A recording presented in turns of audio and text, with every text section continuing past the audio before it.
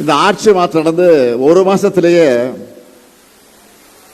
தமிழ்நாடு இன்றைக்கு அதல பாதாளத்துக்கு போகக்கூடிய ஒரு சூழ்நிலை ஏற்பட்டிருக்கு. தொழில் நிறுவனங்கள் இந்த புதிய ஆட்சியை நம்பி தமிழ்நாட்டுக்கு வர பயப்படுறாங்க, தயங்குகிறாங்க. அதனால வேற மாநிலங்களுக்கு போயிட்டு இருக்கிறாங்க. என்ன காரணம்? சட்டம் ஒழுங்கை பத்தி சொல்லவே தேவையில்லை. பாலியல் கொடுமைகள், போதை மருந்து நடமாட்டம், பெட்ரோல் குண்டு வீச்சு, அரிவாள் வெட்டுகள், கொள்ளைகள், அராஜகங்கள், டிவியை பார்த்தா பேப்பரை படிச்சா இந்த செய்திகள் தான் கண்ணில் படுது. அதுலேயும் குறிப்பா நிறைய குற்றங்கள்ல ஆளுங்கட்சிக்காரங்களே சம்பந்தப்பட்டிருக்கிறாங்க. இதுதான் வேதனை. இன்னொரு பக்கத்தில் மின்வெட்டு, விவசாயிகள் போராட்டம், பல்வேறு பிரச்சனைகள். ஆனா எதை பத்தியும் கவலைப்படாம ஒரு டேக் டைவர்ஷன், திசை திருப்புற வேலையில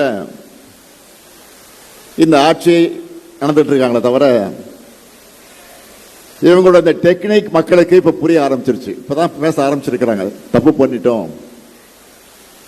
ஓட்டு போட்டவங்களும் கஷ்டப்படுறாங்க, ஓட்டு போடாதவங்களும் கஷ்டப்படுறாங்க. இப்போ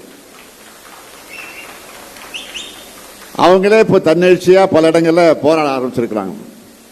இன்றைக்கு பாத்தீங்கன்னா அமைச்சர்களும் எங்கேயாவது கார்ல டூர் போகும்போது, நிகழ்ச்சிக்கு போகிற போது வழிமறிச்சு கேள்வி கேட்க ஆரம்பிச்சிட்டாங்க. இந்த சூழல்ல மக்களுக்கு துணையாக நாம தான் இருக்கணும். தமிழ்நாட்டை காக்கிற பொறுப்பும் கடமையும் திராவிட முன்னேற்ற கழகத்தான் அதிகமாக இருக்கு. ஏன்னா நாம பார்த்து பார்த்து வளர்த்த தமிழ்நாட்டை சீரழிய விடக்கூடாது. ஏதோ ஒரு தேர்தலில் வெற்றி வாய்ப்பு இழப்பது என்பது ஒரு பெரிய வீழ்ச்சி அல்ல. எத்தனையோ வெற்றியை பார்த்திருக்கிறோம், எத்தனையோ தோல்வியும் பார்த்திருக்கிறோம். திமுகவை போல வெற்றி பெற்ற கட்சியும் கிடையாது, தோத்திருக்கக்கூடிய கட்சியும் கிடையாது. ரெண்டுலயும் நமக்கு தான் பெருமை இருக்கு. அதனாலதான் சொல்றேன், திமுக இருப்பு வாக்குச்சாவடிகளை தாண்டி லட்சக்கணக்கான உடன்பிறப்புகளான இதயத்தில் இந்த இயக்கம் இருக்கு. பேரறிஞர் அண்ணாவால் உருவாக்கப்பட்டு 49ஆம் ஆண்டு கொட்டு மழையில வடசென்னை ராபின்சன் பூங்காவில தொடங்கி வைக்கப்பட்ட திராவிட முன்னேற்ற கழகம் அண்ணாவால் உருவாக்கப்பட்டு தலைவர் கலைஞர் அவர்களால் வளர்த்தெடுக்கப்பட்டு வலிமையான அமைப்போடு இந்த இயக்கம் இருக்கு. உண்மை தொண்டர்களான உடன்பிறப்புகளின் தேர்வையில, ரத்தத்தில் உருவாக்கப்பட்டிருக்கக்கூடிய இந்த இயக்கத்தை எந்த கும்பனாலும் இந்த கழகத்தை வீழ்த்த முடியாது, தொட்டு கூட பார்க்க முடியாது.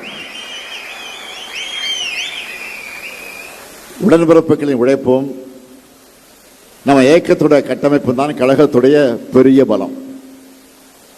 அதைத்தான் இந்த இயக்கத்தினுடைய தலைமை தொண்டனாக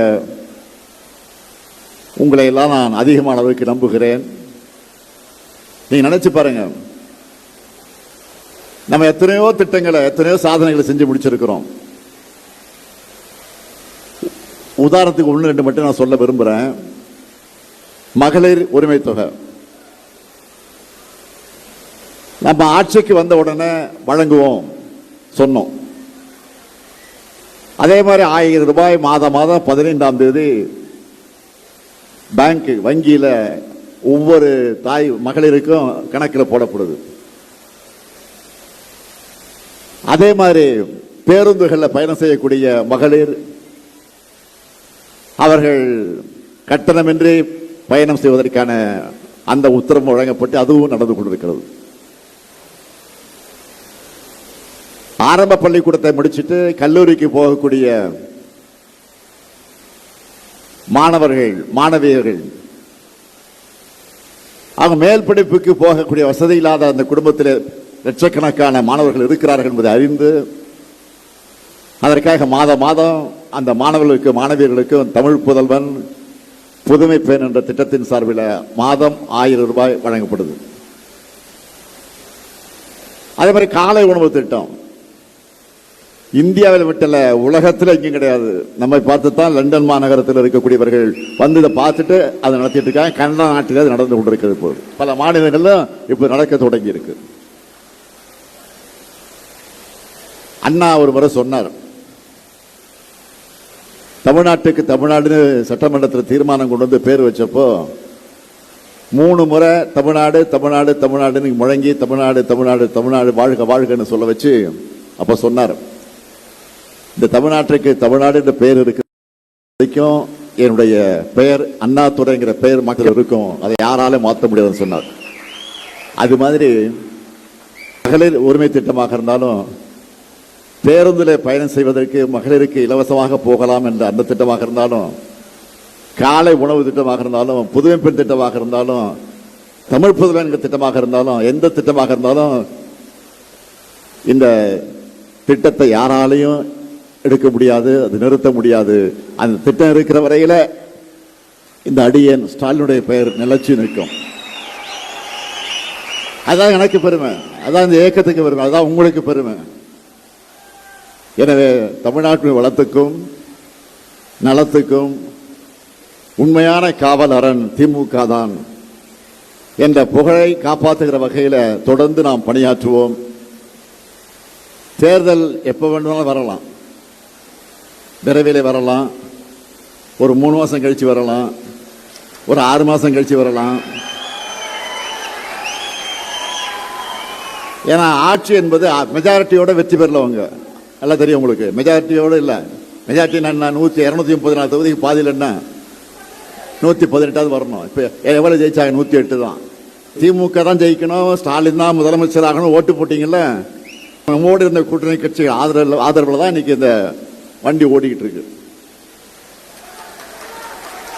ஓடுகிற வண்டி எங்க போய் நிக்க போகுதுன்னு தெரியல. எப்ப எது நடந்தாலும் நாம ரெடியா இருக்கணும். எந்த நேரத்தில் தேர்தல் வரலாம், எந்த சூழ்நிலை வரலாம். 100% நம்ம ரெடியா இருக்கணும். எனவே கழகத்தினுடைய வெற்றிக்கு இந்த நிமிஷத்திலிருந்த உழைக்க தொடங்குவோம், பாடுபடுவோம், பணியாற்றுவோம் என்ற உறுதி எடுக்கிற நிகழ்ச்சியாக இந்த நிகழ்ச்சியை நான் பயன்படுத்திக் கொள்ள விரும்புகிறேன். எனவே தாய் கழகத்தை தேடி வந்திருக்கக்கூடிய முன்னாள் அமைச்சர் நம்முடைய இனிய சகோதரர் பெஞ்சமின் அவர்களையும் அவரோடு வந்து சேர்ந்திருக்கக்கூடிய உங்க எல்லாரையும் மீண்டும் ஒரு முறை வருக வருக வருக என்று வரவேற்க கடமைப்பட்டிருக்கிறேன். உண்மையா உழையுங்க, உங்களுக்கான அங்கீகாரம் நிச்சயம் உங்களை தேடி வரும். நன்றி, வணக்கம்.